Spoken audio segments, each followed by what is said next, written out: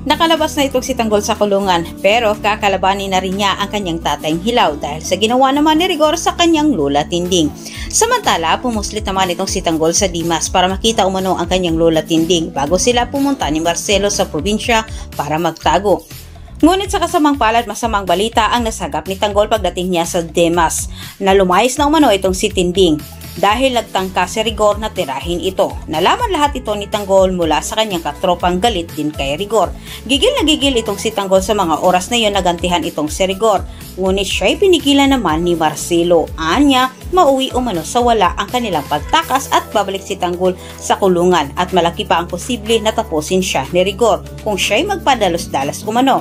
Sa kabutihang palad, nakinig itong si Tanggol kay Marcelo. Sa kabilang banda, nakatanggap ng tawag itong si Ramon mula kay General para balitaan siya na nakatanggap umano siya ng intel na namataan umano itong si Edwin na pag-alagala sa loob ng Quiapo at pinakalat na umano niya ang lahat ng kanyang mga tauhan para hulihin itong si Edwin. Ngunit sinabi naman ni Ramon kay General na tumawag din sa kanya itong si Edwin at gusto makipagkita ito sa kanya dahil meron umanong linawin si Edwin sa kanya. Dagdag ni Ramon na siya na umano ang bahala dito kay Edwin dahil pagkatapos umano niyang makuha ang kailangan niya kay Edwin, siya na umano ang tatapos sa buhay nito.